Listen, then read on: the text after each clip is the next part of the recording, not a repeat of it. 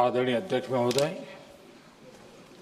मैं आपका और सदन के सभी माननीय सदस्यों का हृदय से आभार व्यक्त करता हूं कि हमने इस महत्वपूर्ण अवसर पर एक सामूहिक चर्चा का रास्ता चुना है, जिस मंत्र ने, जिस जयघोष ने देश की आजादी के आंदोलन को ऊर्जा दी थी, प्रेरणा दी थी, त्याग और तपस्या का मार्ग दिखाया था, उस वंदे मातरम का पुण्य स्मरण करना इस सदन में हम सबका ये बहुत बड़ा सौभाग्य है। और हमारे लिए गर्व की बात है कि वंदे मातरम के 150 वर्ष निमित्त इस ऐतिहासिक अवसर के हम साक्षी बन रहे हैं।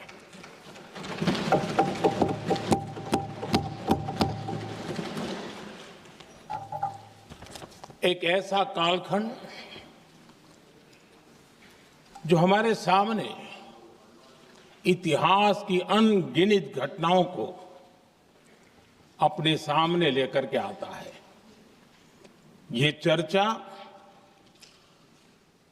सदन की प्रतिबद्धता को तो प्रकट करेगी, लेकिन आने वाली पीढ़ियों के लिए भी, दर पीढ़ी के लिए भी ये शिक्षा का कारण बन सकती है, अगर हम सब मिलकर के इसका सदुपयोग करें तो।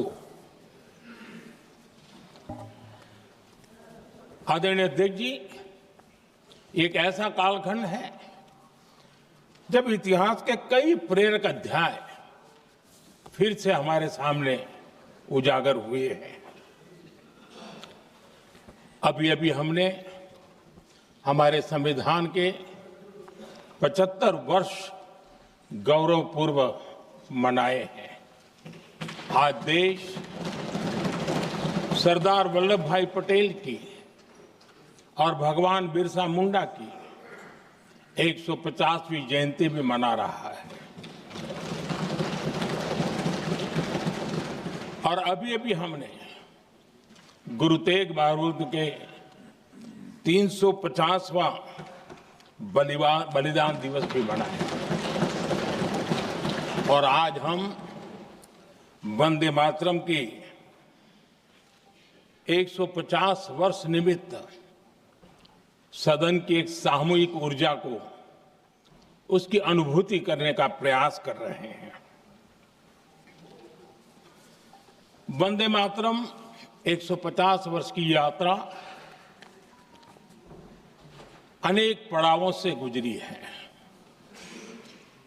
लेकिन आदरणीय अध्यक्ष जी, वंदे मातरम का जब 50 वर्ष हुए तब देश गुलामी में जीने के लिए मजबूर था। और वंदे मातरम के 100 साल हुए तब देश आपातकाल की जंजीरों में जकड़ा हुआ था।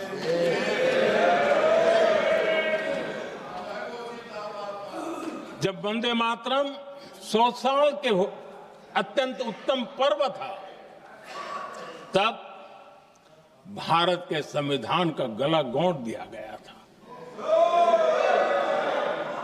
जब वंदे मातरम 100 साल का हुआ, तब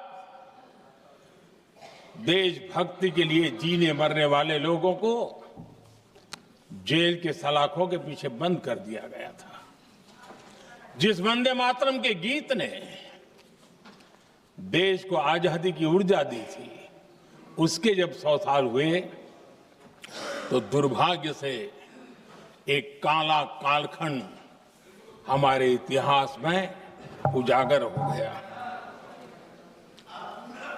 हम लोकतंत्र के गिरोह में थे,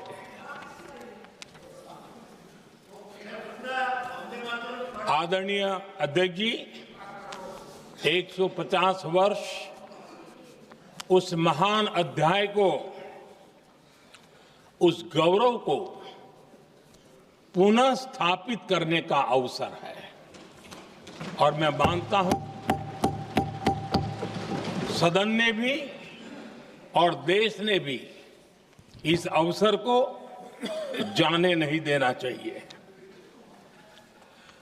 यही वंदे मातरम है जिसने 1947 में देश को आजादी दिलाई। स्वतंत्रता संग्राम का भावात्मक नेतृत्व इस वंदे मातरम के जयघोष में था। आदरणीय अध्यक्ष जी, आपके समक्ष आज जब मैं वंदे मातरम 150 निमित्त चर्चा के लिए आरंभ करने खड़ा हुआ हूं, यहां कोई पक्ष प्रतिपक्ष नहीं है, क्योंकि हम सब यहां जो बैठे हैं एक्चुअली हमारे लिए रण स्वीकार करने का अवसर है कि जिस वंदे मातरम के कारण लक्षावधि लोग आजादी का आंदोलन चला रहे थे और उसी का परिणाम है कि आज हम सब यहां बैठे और इसलिए हम सभी सांसदों के लिए, हम सभी जनप्रतिनिधियों के लिए वंदे मातरम के रण स्वीकार करने का ये पावन पर्व है।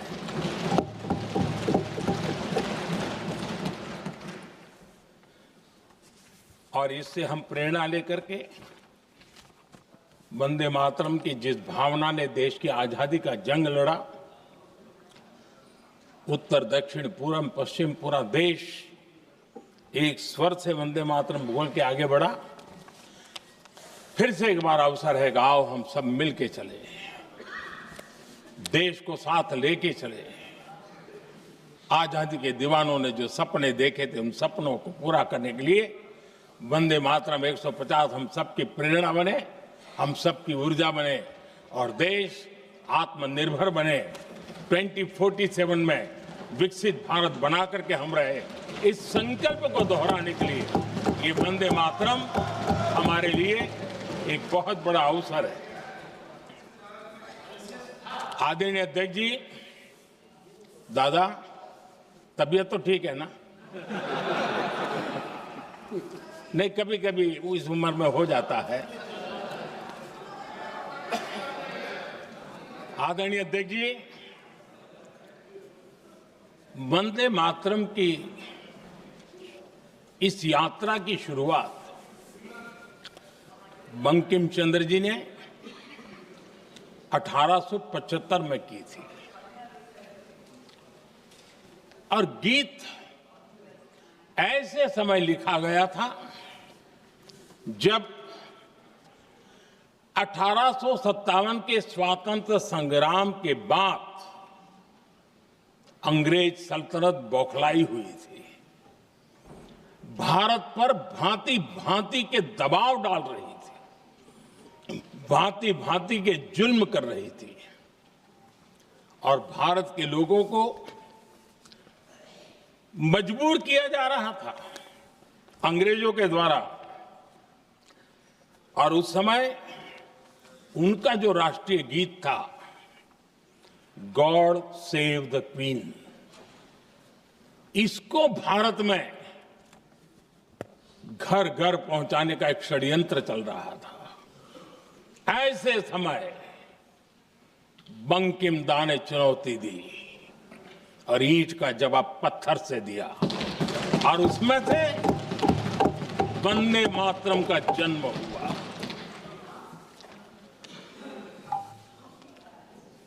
इसके कुछ वर्ष बाद 1882 में जब उन्होंने आनंद मठ लिखा तो इस गीत का उसमें समावेश किया गया। आदरणीय अध्यक्ष जी, वंदे मातरम ने उस विचार को पुनर्जीवित किया था जो हजारों वर्ष से भारत की रग रग में रचा बसा था। उसी भाव को, उसी संस्कारों को, उसी संस्कृति को, उसी परंपरा को उन्होंने बहुत ही उत्तम शब्दों में, उत्तम भाव के साथ वंदे मातरम के रूप में हम सबको बहुत बड़ी सौगात दी थी। वंदे मातरम ये सिर्फ केवल राजनीतिक आजादी की लड़ाई का मंत्र नहीं था। सिर्फ हम अंग्रेज जाए और हम खड़े हो जाएं, अपने राह पर चले, इतने मात्र तक वंदे मातरम प्रेरित नहीं करता था, उससे कहीं आगे था। आजादी की लड़ाई इस मातृभूमि को मुक्त कराने का भी जंग था। अपनी मां भारती को उन बेड़ियों से मुक्ति दिलाने का एक पवित्र जंग था। और वंदे मातरम की पृष्ठभूमि हम देखें, उसके संस्कार सरिता देखें, तो हमारे यहां वेद काल से एक बात बार बार हमारे सामने आई है। जब वंदे मातरम कहते हैं तो वही वेद काल की बात हमें याद आती है। वेद काल से कहा गया है, माता भूमि ही पुत्रो अहम पृथिव्याः, अर्थात ये भूमि मेरी माता है और मैं पृथ्वी का पुत्र हूं। आदरणीय अध्यक्ष जी, यही वो विचार है जिसको प्रभु श्री राम ने भी लंका के वैभव को छोड़ते हुए कहा था, जननी जन्मभूमिश्च स्वर्गादपि गरीयसी। वंदे मातरम यही महान सांस्कृतिक परंपरा का एक आधुनिक अवतार है। आदरणीय अध्यक्ष जी, बंकिम दा ने जब वंदे मातरम की रचना की तो स्वाभाविक ही वो स्वतंत्रता आंदोलन का स्वर बन गया। पूरब से पश्चिम, उत्तर से दक्षिण, वंदे मातरम हर भारतीय का संकल्प बन गया। इसलिए वंदे मातरम की स्तुति में लिखा गया था, मातृभूमि स्वतंत्रता की वेदिका पर मदोमय, मातृभूमि स्वतंत्रता की वेदिका पर मोदमय, स्वार्थ का बलिदान है यह शब्द है वंदे मातरम। है सजीवन मंत्र भी यह विश्व विजयी मंत्र भी, शक्ति का आह्वान है यह शब्द वंदे मातरम। उष्ण शोणित से लिखो, वक्षस्थली को चीरकर, वीर का अभिमान है यह शब्द वंदे मातरम। आदरणीय अध्यक्ष जी, कुछ दिन पूर्व जब वंदे मातरम 150 का आरंभ हो रहा था तो मैंने उस आयोजन में कहा था, वंदे मातरम हजारों वर्ष की सांस्कृतिक ऊर्जा भी थी, उसमें आजादी का जज्बा भी था और आजाद भारत का विजन भी था। अंग्रेजों के उस दौर में एक फैशन हो गई थी भारत को कमजोर, निकम्मा, आलसी,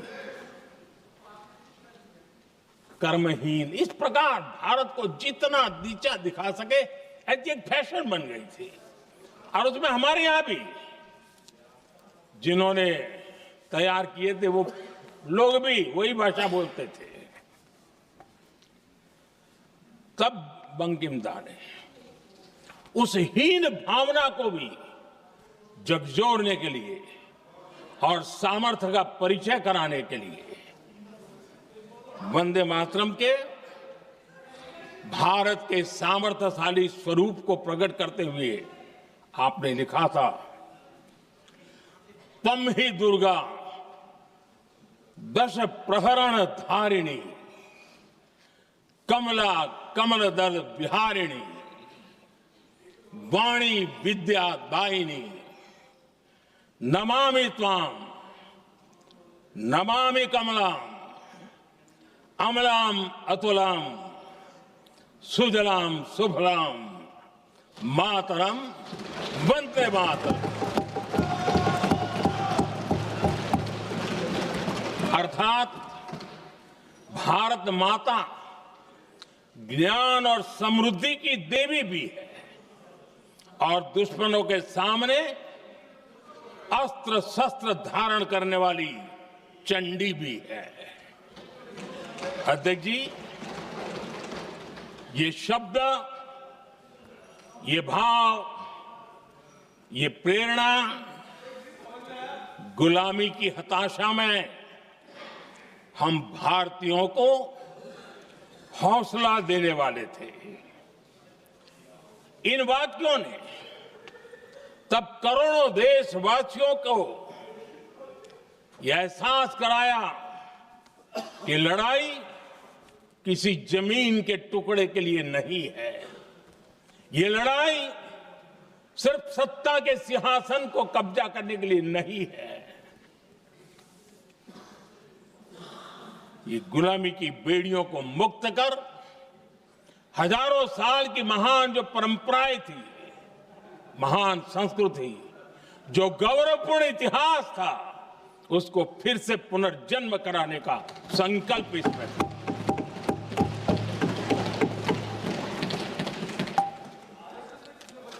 आदरणीय अध्यक्ष जी,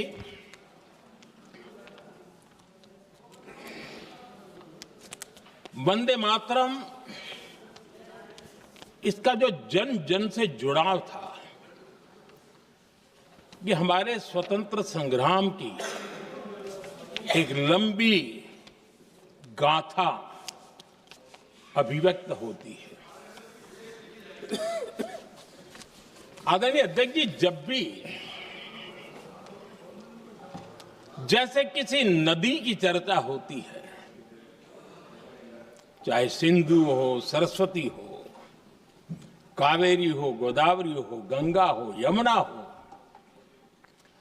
उस नदी के साथ एक सांस्कृतिक धारा प्रवाह, एक विकास यात्रा का धारा प्रवाह, एक जन जीवन की यात्रा का प्रवाह उसके साथ जुड़ जाता है।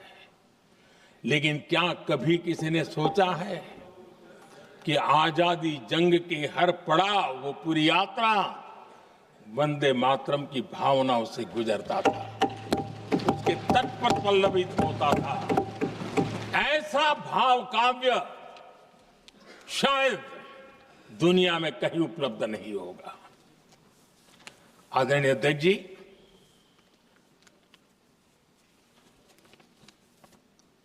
अंग्रेज समझ चुके थे कि 1857 के बाद लंबे समय तक भारत में टिकना उनके लिए मुश्किल लग रहा था।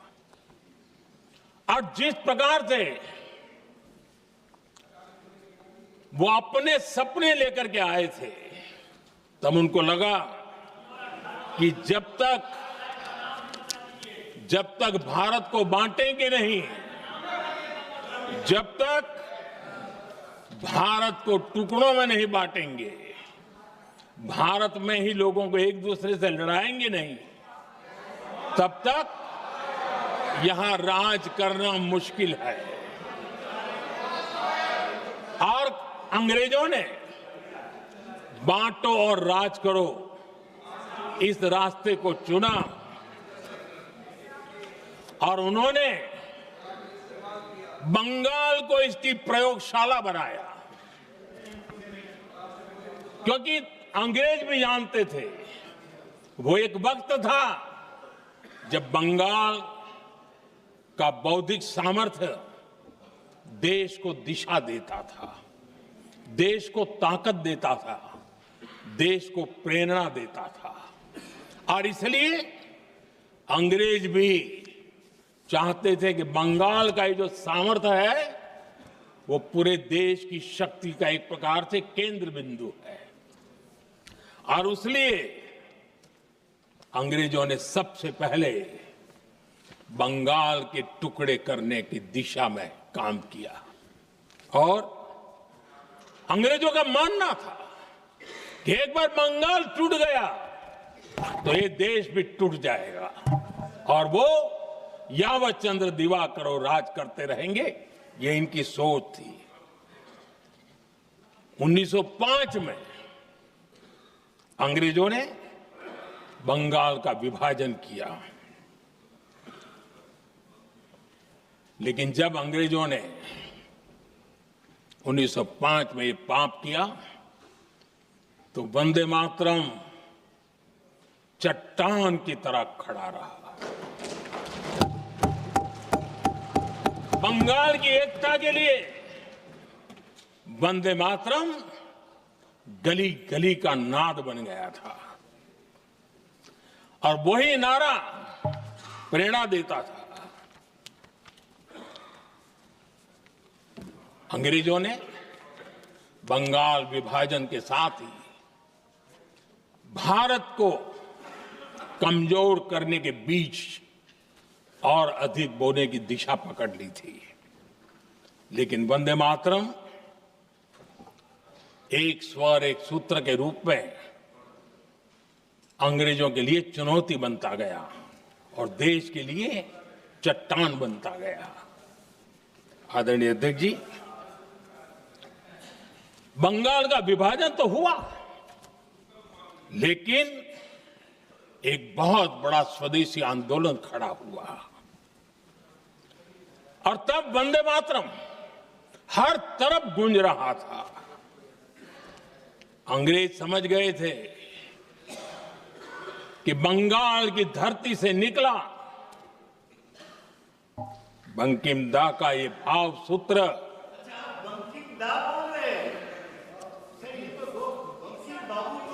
बंकिम बाबू बोले। अच्छा, thank you thank you thank you thank you thank you, आपकी भावनाओं के लिए मैं आदर करता हूं। बंकिम बाबू ने थैंक यू दादा, थैंक यू। हाँ, आपको तो दादा कह सकता हूं ना, वरना उसमें भी आपको इतराज हो जाएगा। बंकिम बाबू ने ये जो भाव विश्व तैयार किया था, उनके भाव गीत के द्वारा उन्होंने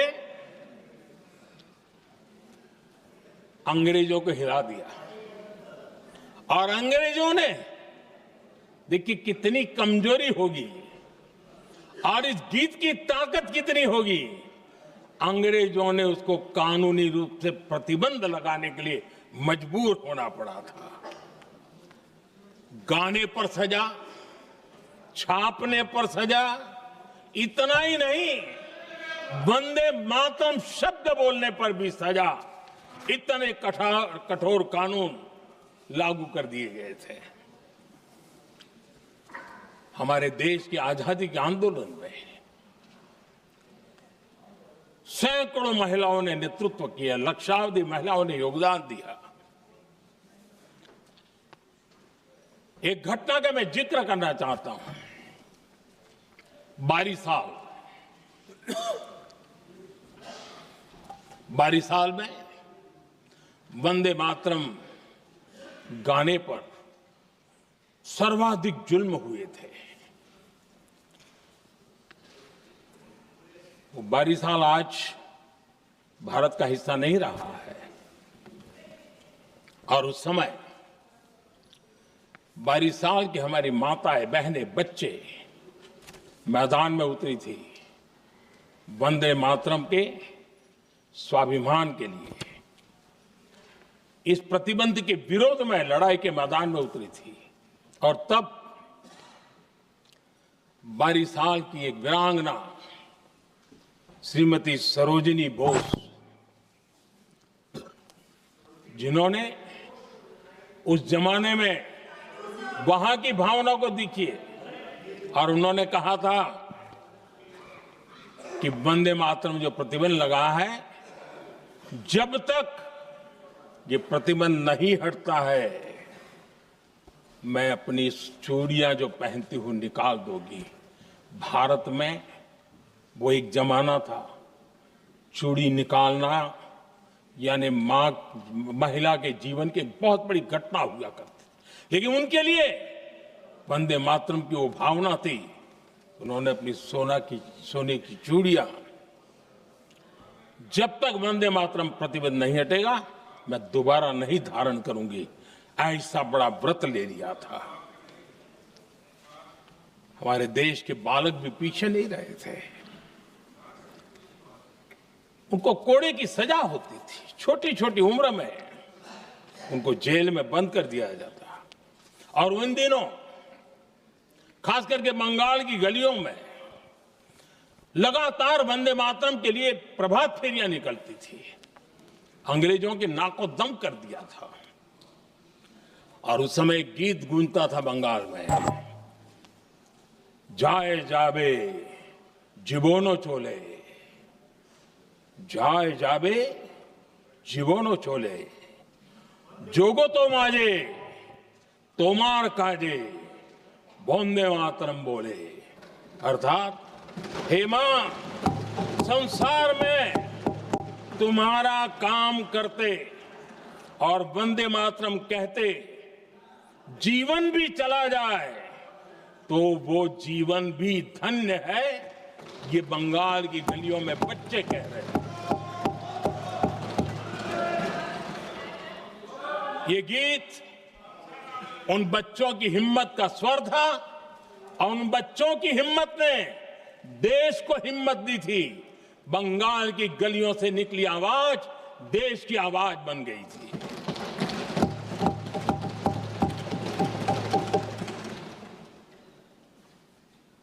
उन्नीस 1905 में फरीदपुर के गांव में बहुत छोटी छोटी उम्र के बच्चे जब वंदे मातरम के नारे लगा रहे थे, अंग्रेजों ने बेरहमी से उन पर कोड़े मारे थे। यानी एक प्रकार से जीवन और मृत्यु के बीच लड़ाई लड़ने के लिए मजबूर कर दिया था। इतना अत्याचार हुआ था। 1906 में नागपुर में नील सिटी हाई स्कूल के उन बच्चों पर भी अंग्रेजों ने ऐसे ही जुल्म किए थे। गुनाह यही था कि वो एक स्वर से वंदे मातरम बोल करके खड़े हो गए थे। उन्हें वंदे मातरम के लिए मंत्र का महात्म्य अपनी ताकत से सिद्ध करने का प्रयास किया था। हमारे जांबाज सपूत बिना किसी डर के फांसी के तख्त पर चढ़ते थे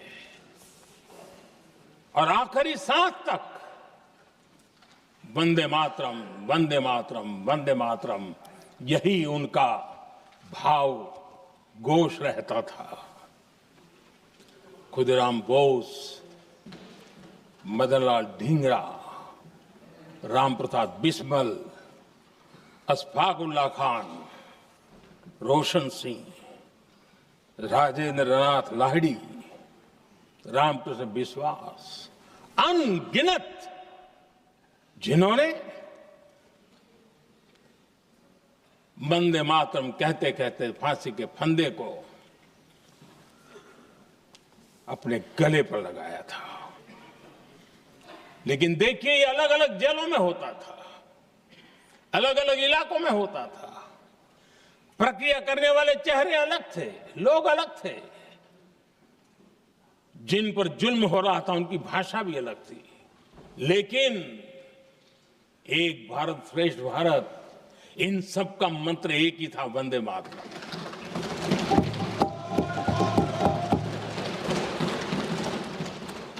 चटगांव की स्वराज क्रांति, जिन युवाओं ने अंग्रेजों को चुनौती दी, वे भी इतिहास के चमकते हुए नाम है। हरगोपाल बाग, पुलिन विकास घोष, त्रिपुर सेन, इन सब ने देश के लिए अपना बलिदान दिया। मास्टर सूर्यसेन को 1934 में जब फांसी दी गई, तब उन्होंने अपने साथियों को एक पत्र लिखा और पत्र में एक ही शब्द की गूंज थी और वो शब्द था वंदे मातरम।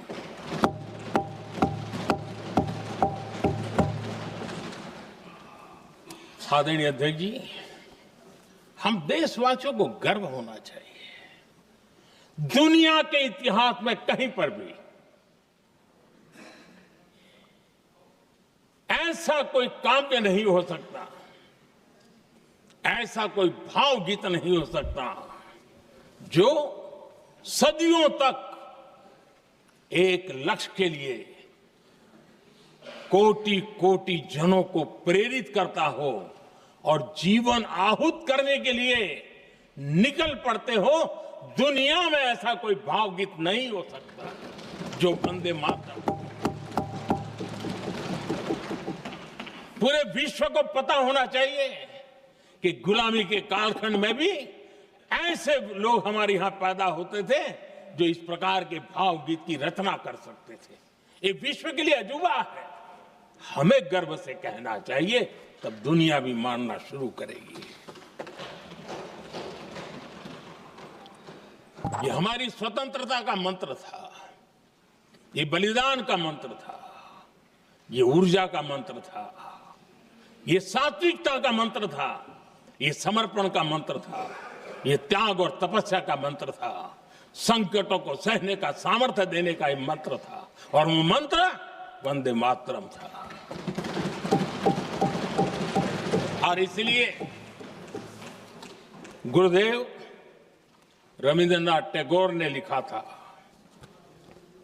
उन्होंने लिखा था, एकी सूत्रे बांधी आछी सोहोस्टोटी मौन, एकी कार्य सौंपी आछी सहस्त्रो जीवन, वंदे मातरम। अर्थात एक सूत्र में बंधे हुए सहस्त्र मन, एक ही कार्य में अर्पित सहस्त्र जीवन, वंदे मातरम। ये रविंद्रनाथ टैगोर जी ने लिखा। आदरणीय अध्यक्ष जी, उसी कालखंड में वंदे मातरम की रिकॉर्डिंग दुनिया के अलग अलग भागों में पहुंची और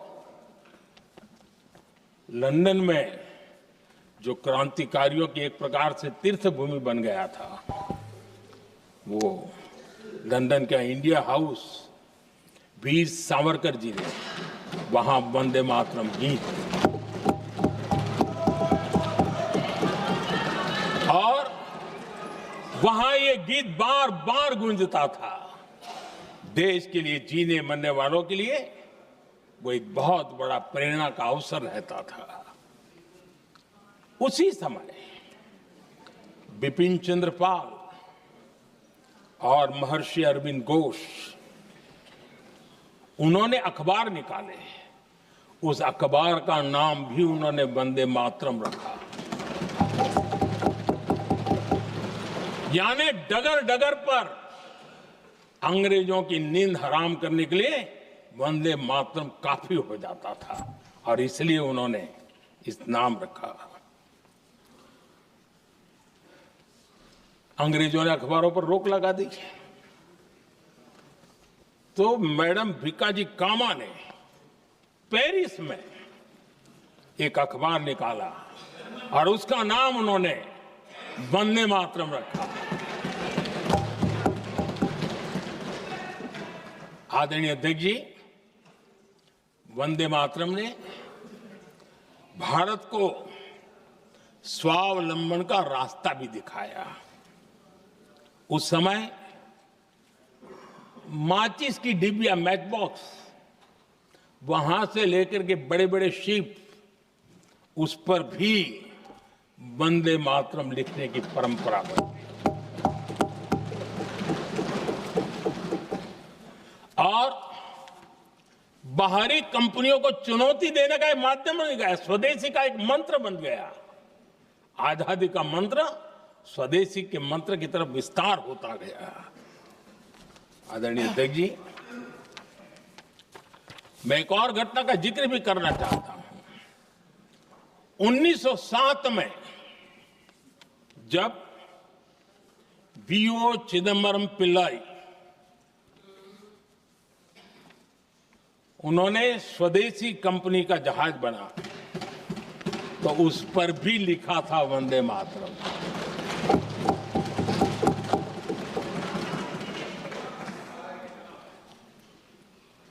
राष्ट्र कवि सुब्रमण्य भारती ने वंदे मातरम को तमिल में अनुवाद किया, स्तुति गीत लिखे। उनके कई तमिल देशभक्ति गीतों में वंदे मातरम की श्रद्धा साफ साफ नजर आती है। शायद सभी लोगों को, हो सकता है तमिलनाडु के लोगों को पता हो, लेकिन सभी लोगों को ये बात का पता न हो कि भारत का ध्वज गीत वी सुब्रमण्यम भारती ने ही लिखा था। उस ध्वज गीत का वर्णन, जिस पर वंदे मातरम लिखा हुआ था, तमिल में इस ध्वज गीत का शीर्षक था ताइन माणी कोडी पारीर, तालंदु पणिंदु पुलहिंद्रु वारीर। अर्थात देश प्रेमियों, दर्शन कर लो, सविनय अभिनंदन कर लो, मेरी मां की दिव्य ध्वजा का वंदन कर लो।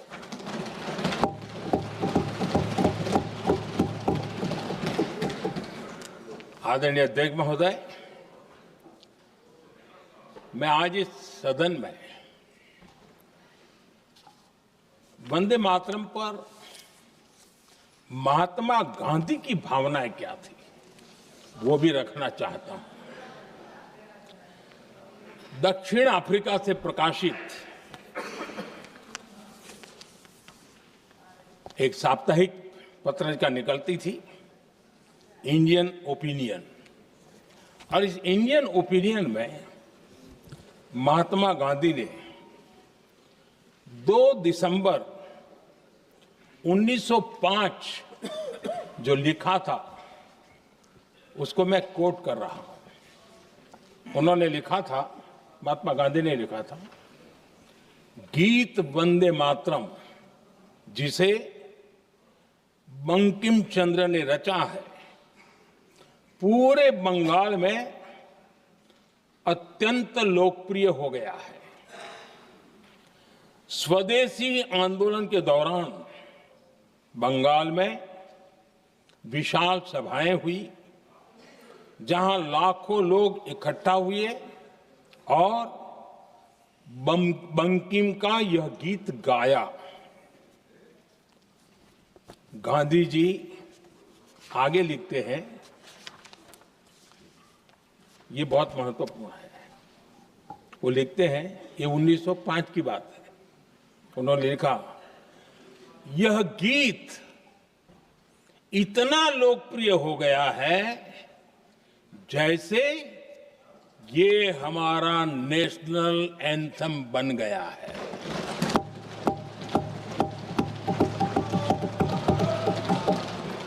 इसकी भावनाएं महान है और यह अन्य राष्ट्रों के गीतों से अधिक मधुर है।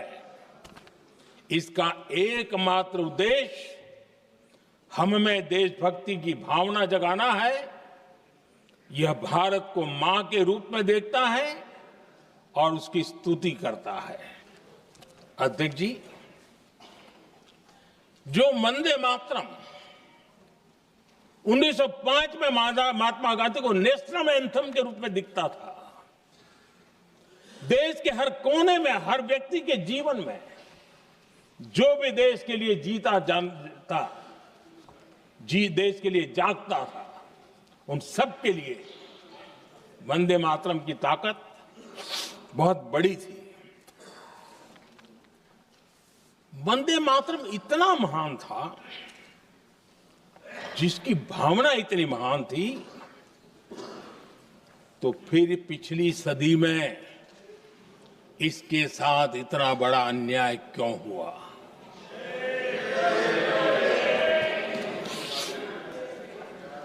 वंदे मातरम के साथ विश्वासघात क्यों हुआ?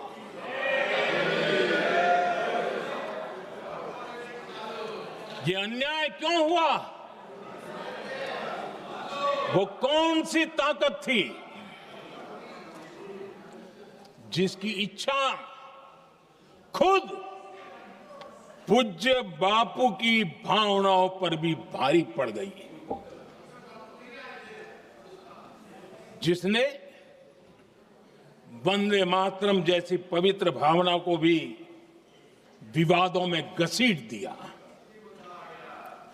मैं समझता हूं कि आज जब हम वंदे मातरम के 150 वर्ष का पर्व मना रहे हैं, चर्चा कर रहे हैं, तो हमें उन परिस्थितियों को भी हमारी नई पीढ़ियों को जरूर बताना हमारा दायित्व है,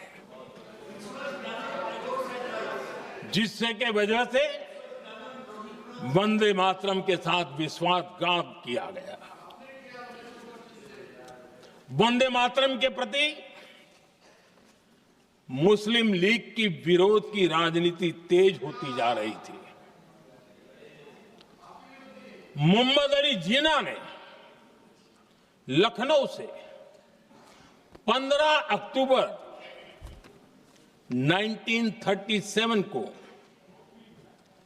वंदे मातरम के विरुद्ध का नारा बुलंद किया। फिर कांग्रेस के तत्कालीन अध्यक्ष जवाहरलाल नेहरू को अपना सिंहासन डोलता दिखा। बजाय कि नेहरू जी मुस्लिम लीग के आधारहीन बयानों को तगड़ा जवाब देते, करारा जवाब देते, मुस्लिम लीग के बयानों की निंदा करते,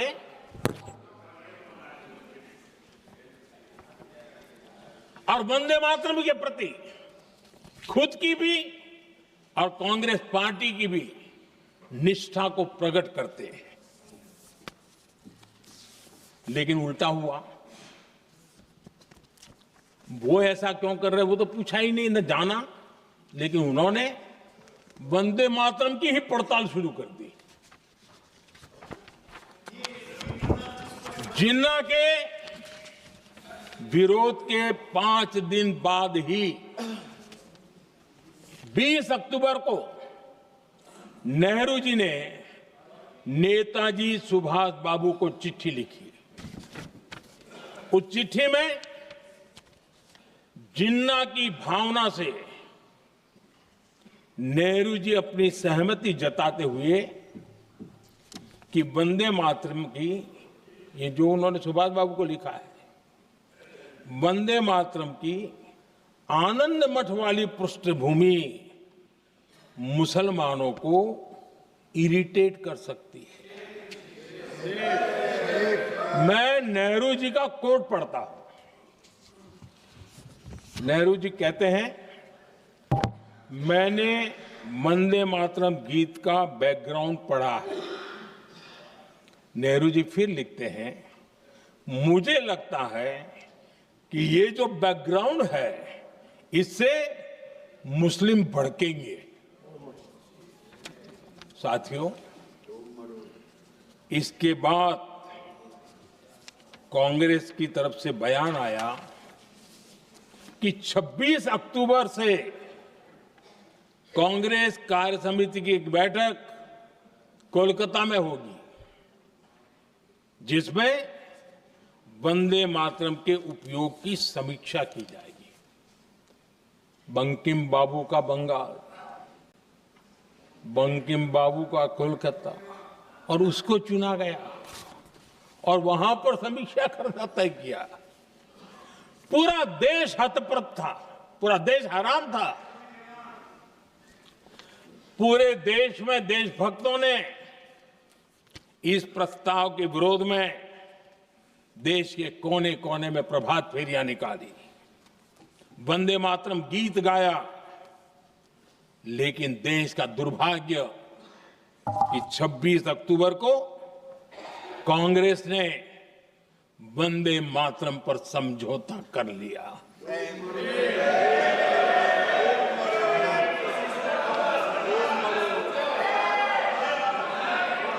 वंदे मातरम के टुकड़े करने के फैसले में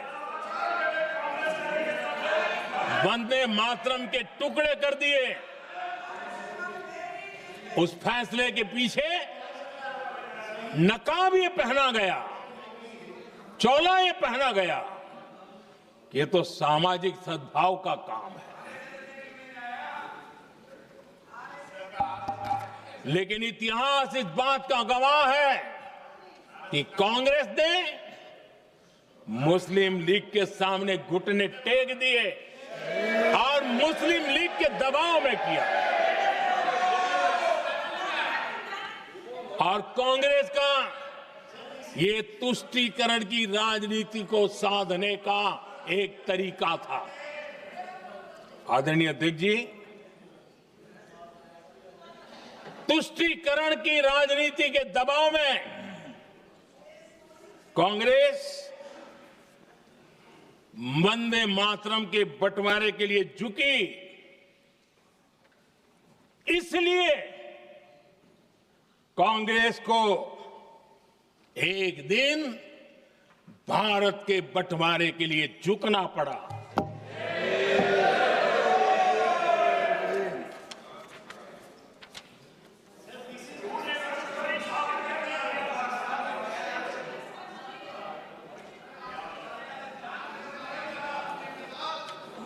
मुझे लगता है कांग्रेस ने आउटसोर्स कर दिया है।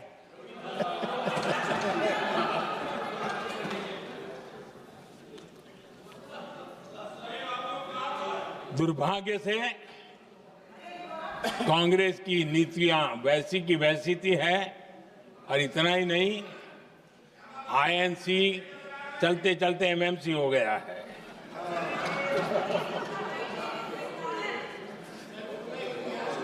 आज भी कांग्रेस और उसके साथी और जिन जिन के नाम साथ कांग्रेस जुड़ा हुआ है, सब वंदे मातरम पर विवाद खड़ा करने की कोशिश करते हैं। आदरणीय अध्यक्ष महोदय,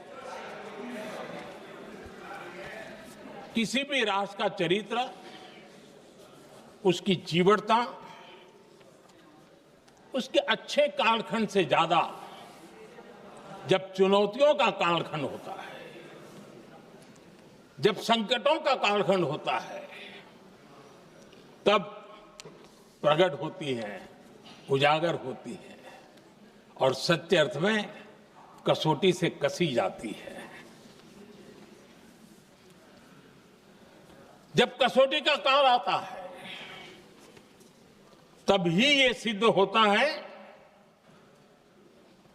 कि हम कितने दृढ़ हैं, कितने सशक्त हैं, कितने सामर्थ्यवान हैं। 1947 में देश आजाद होने के बाद देश की चुनौतियां बदली, देश की प्राथमिकताएं बदली, लेकिन देश का चरित्र, देश की जीवटता वही रही, वही प्रेरणा मिलती रही। भारत पर जब जब संकट आए, देश हर बार वंदे मातरम की भावना के साथ आगे बढ़ा।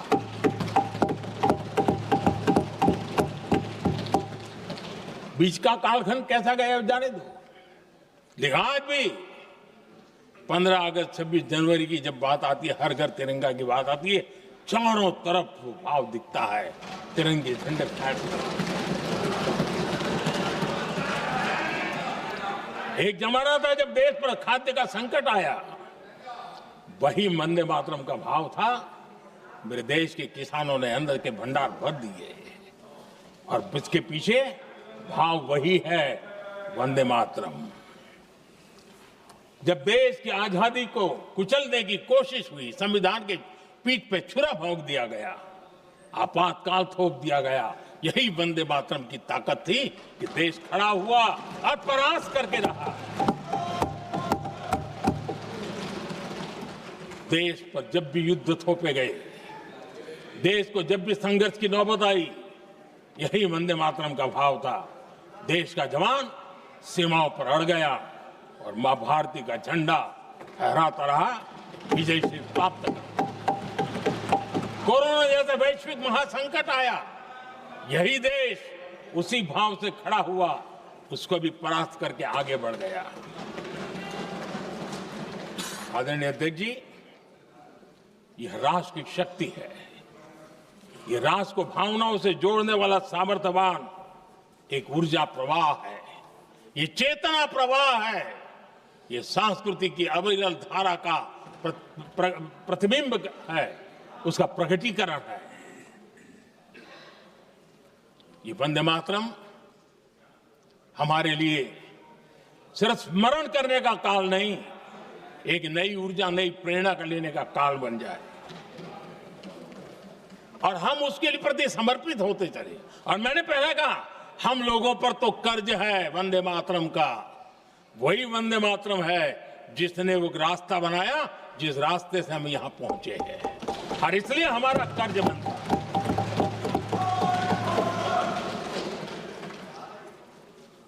भारत हर चुनौतियों को पार करने में सामर्थ्य है।